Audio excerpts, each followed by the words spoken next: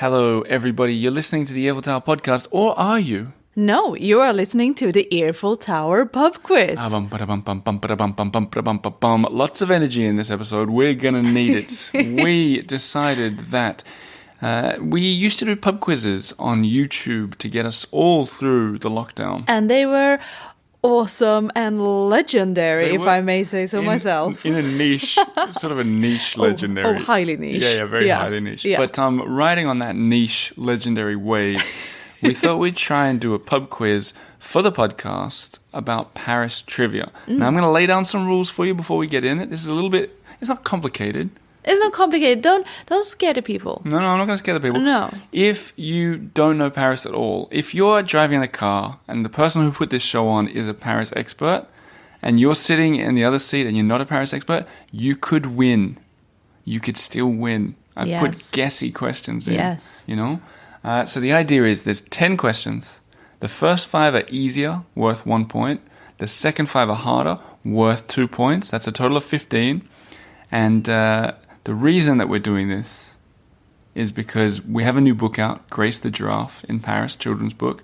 And instead of just talking about it or interviewing each other, yawn, we thought we'd look through the book, find little interesting facts that have a bigger story, and use those facts as the basis for questions. Exactly, because this book, more than any other book we've done before... More than any other book in existence. Oh, wow, okay, that is a high claim. I don't know what you're going to say. Yeah, has a lot of historical references. It does. And so why not highlight them? That's exactly what we're about to do.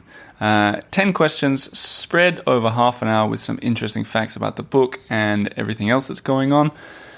We want to hear if anyone gets good scores, low scores, medium scores, 0. Do you know the rules already? I said how much the points are worth, but the way that you get the points is you yell out the answer. If you're in a group of people, first person to say it right gets the points. Yeah. That's rough. That's very rough. But if you're by yourself, if you're on the subway in Brooklyn, you have to say it out loud. There is no... But only in Brooklyn. Yeah, only in Brooklyn. The rest of it, whoa, Manhattan, keep quiet. For God's sake. If you're out for a run, yell the answer, scare the other runners and the animals. Smart. Could be snakes out there. Yes. Be careful. This is the Earful... We're not going to mess around. We're going to get into these questions. This is the Earful Tower pub quiz, a one-off special episode that we do when we have a new book out. Let's have some fun. My name is Oliver G. I am Lena. Together we make children's books, podcast episodes, and apparently pub quizzes. And children, I was going to say. Oh, one. Here we go, guys.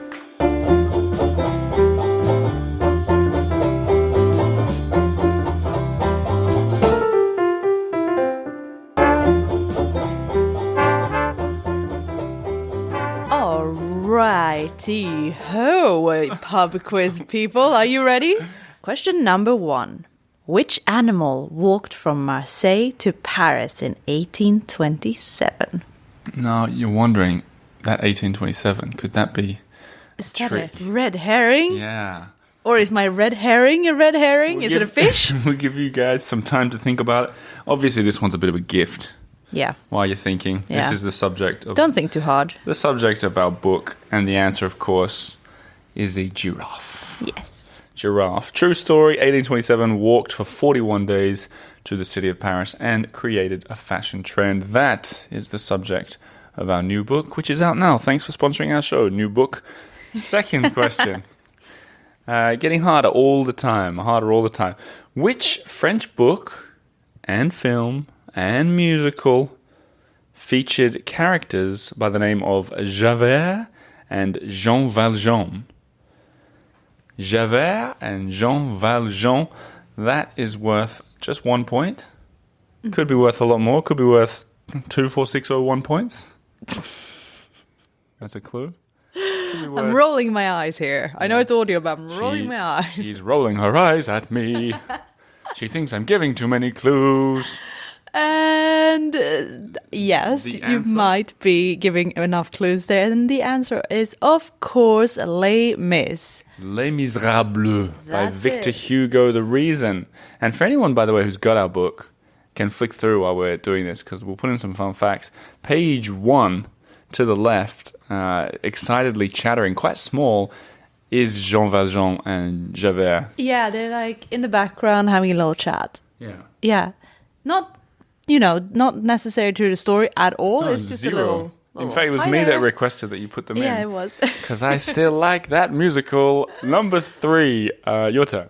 Which Paris monument was built between 1806 and 1836? Now that's 30 years worth of monument, and we'll leave the people some time to discuss. They're probably turning us down. But when we were making this book, because it's historically accurate, we straight away started doing you started doing the backgrounds and monuments in the background. Then we realized most of them weren't there 200 years ago. Yes, because most of the big, like really famous ones were created for the World Exposition. Yes. Expedition. Oh my god. Universal Exhibition? Exhibition, yeah. Yes. But also, like, the Sacre-Cœur wasn't there. Yeah. Eiffel Tower not there. Yeah. We're helping you out here. Time for an Yeah. answer. It is the Arc de Triomphe. So at the start of the story, you'll see in the background, if you really look, the Arc de Triomphe almost completed, as it would have been in 1827. Yes, it's like being built, is surrounded by scaffolding. And then at the very end of the book, in the background again, you'll see that the Arc de Triomphe is finished. Question 4, also for 1 point. Getting harder here. Which popular French newspaper was founded in 1826? Right as our story begins. So there's a gentleman on the next page from what we're just looking at now, and he's reading the copy of this newspaper, and then we put a big giraffe on the front. Mm-hmm. The reason that we put the name of the newspaper, it's quite prominent, and these are little Easter eggs. I think people who are reading the book won't even notice that this newspaper is there that it was founded. I mean, most people won't think about it. But if you know, you know. So this and comes it's more fun. I don't think anyone would know this. This comes down to how many newspapers you know at home to narrow it down to. I mean, the big ones: Le Monde, Le Figaro, Le Parisien. It's one of those. Oh, is it a 1x2 question now? 1x2. That's how Swedes do multiple choice, isn't it? Yeah. What That do you is do? so weird. We need to talk about this. Everyone what does do you A, do? B, C, or 1, 2, 3. Why do we do 1x2? I've never understood. Oh, what? That is weird. When I was first in Sweden and they had like a trivia game or something, it was 1x2, and you choose X, right? Is that like if it's the middle one, you say, oh, I think it's X. Yeah. No, that's weird. Oh, I never thought about So this. do you actually say it's a 1x2 question for multiple choice? I mean, I guess. If there's 5 options, you go 1x2, x3. No, surely you gotta have 2 X's. So 1xy. I don't know. How many X's do you have? The answer Woo! is Le Figaro. Yeah, okay. Le Figaro. Write it if you know about that. I think it was X. Yes, Le Figaro. Oh, okay. Le Figaro, founded in 1826. Who knew? Well, some people did, and they got a point. Next question from Lena. Question number 5. What is the English word for parapluie? Parapluie. Parapluie. And the reason, to give a little clue that we wrote that, Is that there is a parapluie depicted on one of the pages here. I'm looking at it now. For a clue, should we give a clue? Yeah, why not? Pluie. That's a common French word that you maybe heard. And para, I think, comes from Latin or something, meaning like anti or Yeah. against. Yeah. I'm sure it does. Give it even bigger clue. You should really, I don't know if I should even give this clue. I mean... But pluie is rain, or a form of rain. Yeah, okay, well, that's a gift. Well, I mean, It's a bit of a gift. few things. Yeah, okay, sure. Wow, grace was a gift to the king. The answer is umbrella. Obviously, that is 5 points already. How are you traveling, everybody? The next 5 are going to get a little bit trickier. They're all worth 2. Keep your scores coming. A quick word from our sponsor, Grace, the giraffe. I don't know what this sounds like. We met a giraffe in Australia. A big They were shout very out. quiet. That's true. Very graceful. We met. We went to a zoo. Was it the Mogo? The Mogo Zoo? Yeah, the no-goes. This Mogo is a very small town. with a very good zoo. Really good. Australia does zoos well. At least that one. It was. Huge. Yeah, it was good. Huge. Like as in the animals had room to roam. Yeah. But a word from the sponsor, a word from Grace, is we've just got back to Paris after this tour, and we before anything we ensured all that the Kickstarter pre-orders were sent out. So if you're listening to this and you haven't got the if the package hasn't arrived, it's probably on your doorstep. It'll be there tomorrow. It'll be there any day now. And we waited till they were all in the mail before doing the deliveries, which is a really fun part of our job, is delivering our books to the shops and museums around Paris. And so I'll give you this as a teaser. If you're in Paris right now, we signed, like properly signed with a message, 60 of them and dropped them at Shakespeare and Company. So if you're in Paris, race in there to get them. Because I don't know how long they'll last, and who knows, the next lot might not be signed. Who knows? You never know. So there's the word from our sponsor. You like that? Sponsored by ourselves. Yes, I know. Very cool. Yeah. Okay. Yeah. Also, there are 2 other children's books: Kylie the Crocodile, Roger the Liger. Oh. Free PR they're getting here. Okay, nice. Question 6. Now, this is getting a little trickier. Which museum in Paris features the classic Impressionist work by Monet called La Rue Montorgueil?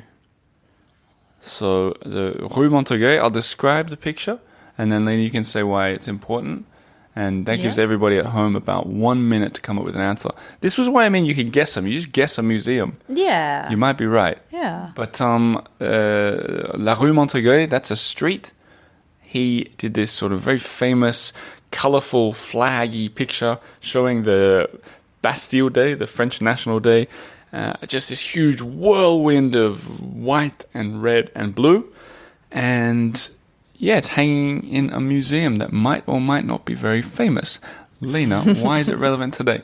Well, today is relevant because you mentioned it is, this is such a celebration of a picture. You can just feel the energy in the air. And it was so perfect because the way I used this picture is that I'd made a huge reference, but instead of the French flag colors, I put yellow and brown, and it was to symbolize when Grace the giraffe actually walked into Paris, and like it just erupted. So yeah. So there's this picture that I think, especially children will probably look at, maybe adults too, will look at this picture and say, "Oh wow, big party day, 1,000,000 flags." When if you know, you know. This is like a copy of a Monet picture. Yeah. And that picture is hanging in the 2nd level, maybe the 3rd level, of the Musée d'Orsay. If you were to go to the ground level in the shop, you'll find our books.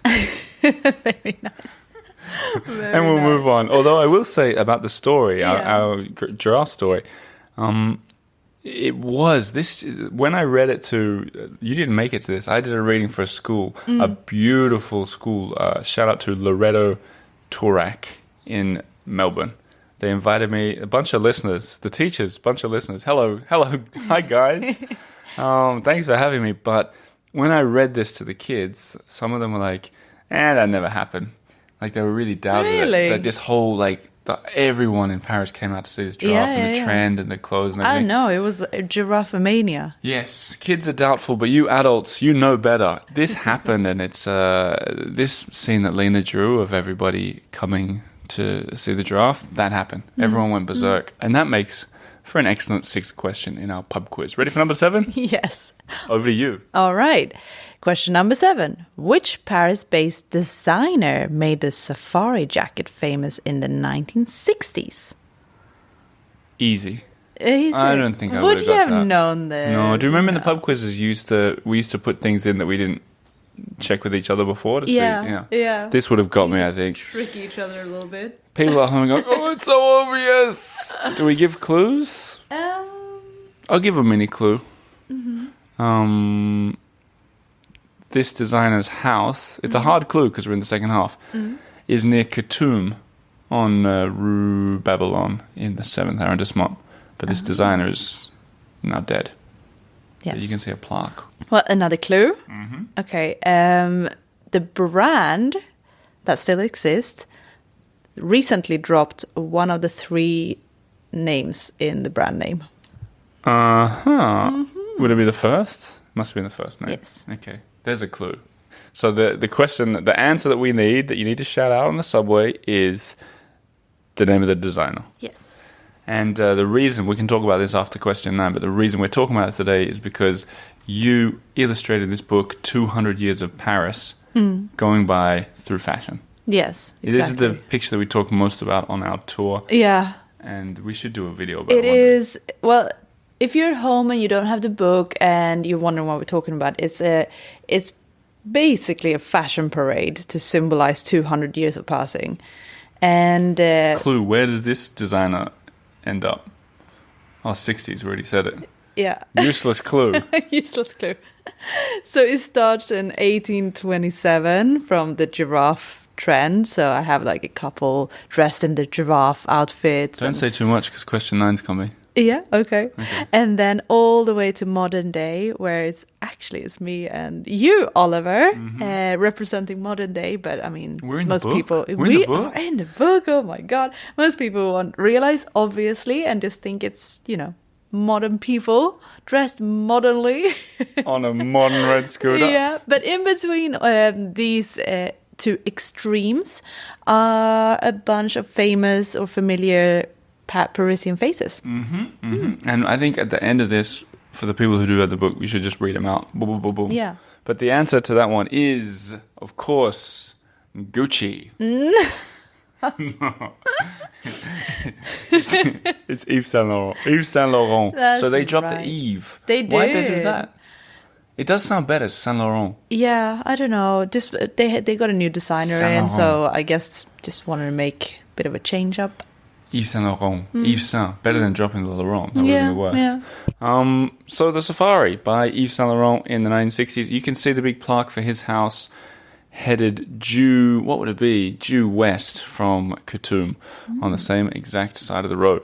Now, maybe about 200 meters if you're looking for it. The next question, this is my favorite question of the day because it calls for creativity. In the famous painting, Liberty Leading the People, which is called, I think it's called La Liberté Guidant le Peuple, something like that in French.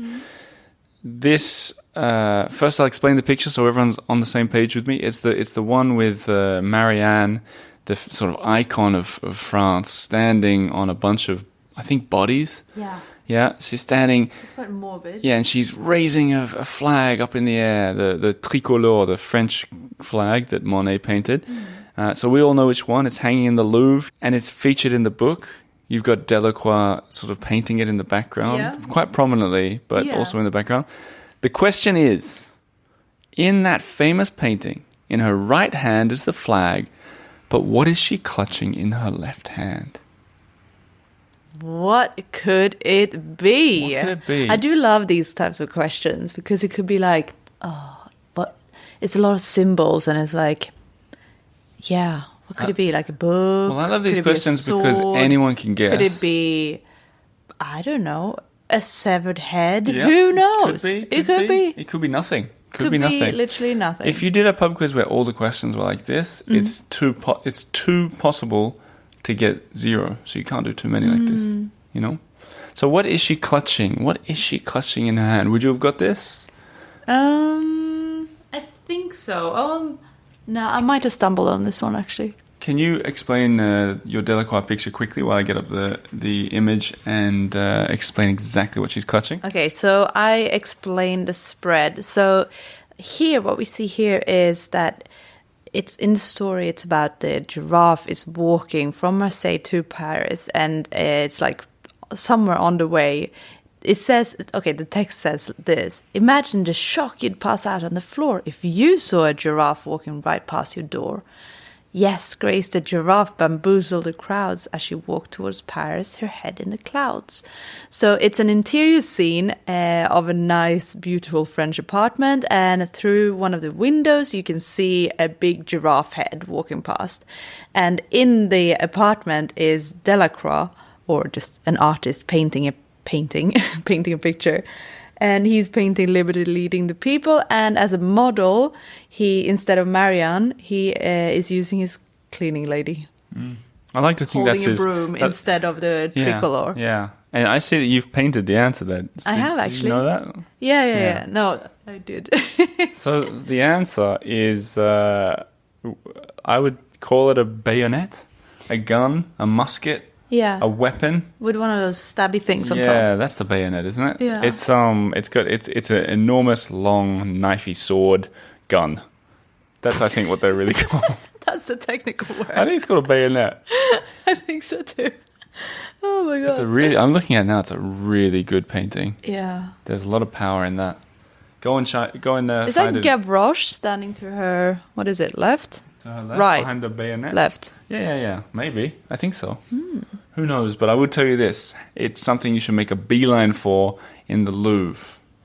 On your way out, go to the gift shop. Exit through the gift shop. Exit through the gift shop. You can find all of our books there. And I think in the coming days, we'll be delivering Grace. Last time I was in there, the other two, first thing you see. When you walk past that inverted pyramid, first thing you see is our books. It's awesome. Move over, Mona. I know. All right. Next question. Oh, we're coming up towards the end. Mm-hmm. All right. Question number 9. Which couple sang the song you're about to hear? Let's play it.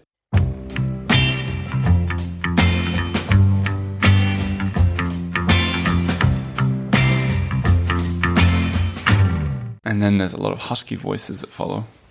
A lot of husky. We won't give you any clues except if you've got the book, both these faces appear in that fashion page. Yes, next to each other.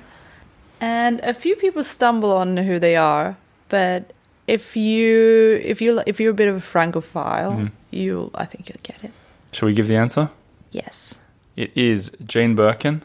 And Serge Gainsbourg. that's right. And the song is Je t'aime, moi non plus. Yeah, and in the books, this is, the fashion spread I was talking about, they're both in here, kind of representing the 60s, 70s era. I think now, if you are at home and you got the book, look at this page. It's the second, third last page with the 20 people.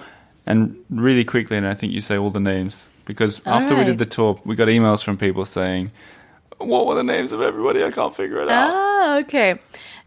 All right, so to the left, we start here with a giraffe-clad couple. And then just quickly... I think I need to mention giraffe-clad couple. The whole point, we haven't talked so much about it. The whole point of the book is this giraffe mania. The Parisians went ballistic and started wearing giraffe clothes. Their hair looked big and horns. They wore yellow and brown, the belly of giraffe color, patches, and that's the focus of it. So when Lena says that, they're actually a very well dressed couple. That sounded insane. You're probably picturing a giraffe Halloween costume from the 1800s. Okay, go through it. Okay. So we have Sarah Bernhardt with her dog Belle, which it wasn't called Belle, but whatever, it's representing Belle Epoque. And then there is Josephine Baker. We have Coco Chanel, Salvador Dali, Brigitte Bardot, Audrey Hepburn. Audrey Hepburn in the background with the balloons. That's right. Yves Saint Laurent with his safari jacket. From the 60s. Jane Birkin. And you can pronounce this? Serge Gainsbourg. Very good. Serge Gainsbourg. We have Snowy on the floor. Allegedly. Yeah, allegedly. He's turned away for copyright reasons. But now that you said it, you're in trouble. Oh no, we have Bowie.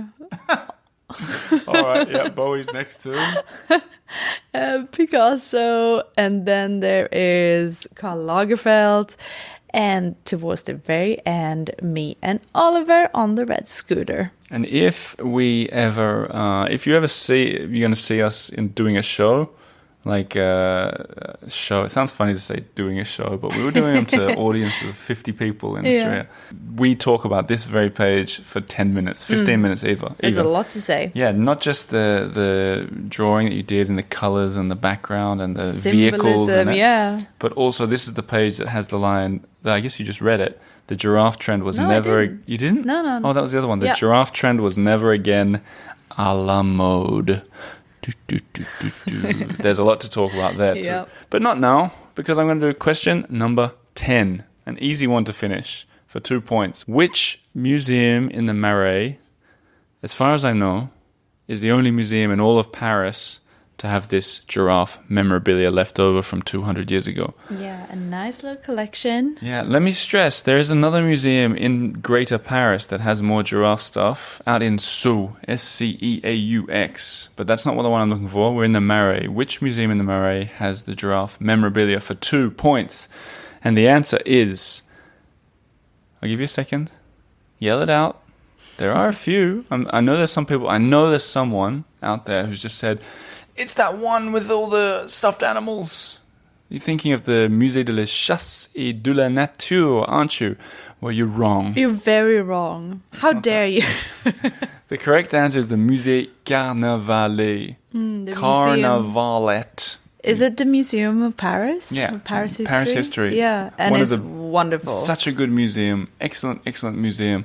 And everybody should go check it out. And if you do, try and find the giraffe stuff. We're talking about giraffes on plates, on like hand fans, and so on and so on. That's right. So there you go. That is the end of our pub quiz. 15 points up for grabs. Did anyone get 15? Did you? What would you have got? Ooh. I wouldn't have got what Marianne is holding. No. And maybe not the safari. Yeah. What about you? I feel like which museum in Paris features the classic impressionist work by Monet. I might have stumbled on that a little bit. Well, there's a lot of Monets out in the 16th in that other museum as exactly, well. And the Orangerie as well. So, maybe that one. There's even a Monet in the Petit Palais. The Petit Palais, if I don't say it enough, I should, is such a good free museum in Paris. It is so lovely. Don't line up for the famous ones if you're in a rush. Go to the Petit Palais. Thank me later. That's the end of the pub quiz for today. A big shout out to our sponsor, Grace the Giraffe in Paris. If you want to get it, if you're in Paris, you'll be able to find it in all the shops that sell books, more or less. I mean, not all the little French ones, because I haven't tried getting it in there. But all the cool big ones. Yep. Special shout out to Red Wheelbarrow, Shakespeare and Company, Smith and Son. And our newest stockist is Dayroll. Yeah, Dayroll. Yeah. More on that soon, because there's something exciting going on there, I think. Also, Galignani on Rue de Rivoli. All those bookshops have the books. But my online website, the Eiffel Tower, .com/shop to find our books, or the EiffelTower.com/grace. It's not pre-sale anymore. It's there. It's ready to go, and we've got stock in several countries ready to be sent out to you. I want to send a special thank you to a few people. Firstly, everyone that bought the book and everyone that listened to this episode. Thanks to you guys, but especially to the distribution team who have been helping send out all these books, and it was no easy task, especially this time. There's been some hijinks going on behind the scene that maybe we'll talk about one day. Hijinks, probably not the right word. I don't know what is. But folly. Definitely folly. Yeah. This has definitely been the biggest job so far for numerous reasons, and they've done a great job. You guys know who you are. I'm talking to them all very regularly, but just a bit more publicly, thanks to those heroes, because without them, and I'm not kidding at all, there's no way we'd be self-publishing books. Yeah, there would be no grace. There would be no grace. No graceful. So thanks to you guys. Also, a huge thanks to the Patreon supporters who keep all these cogs turning. Lena and I have been brainstorming some ideas for you guys, including I went and looked at a venue, a very exciting medieval venue where I plan to have an event in November, if we can swing it, this month. Yeah. So check your Patreon page. If you're in Paris and you're not a member, sign up right now. But that'll do for us today. Let us know what you think of the pub quiz. We'll talk to you. How many points did he get? 15 for me. And yeah, guys, wherever you are, thanks for listening to this show. I appreciate it very much. I'll talk to you again next week with another new episode. I'm Oliver G. I'm Lena Norden G. And we are your hosts for the pub quiz. Yes. See you next week. Merci beaucoup. Bye.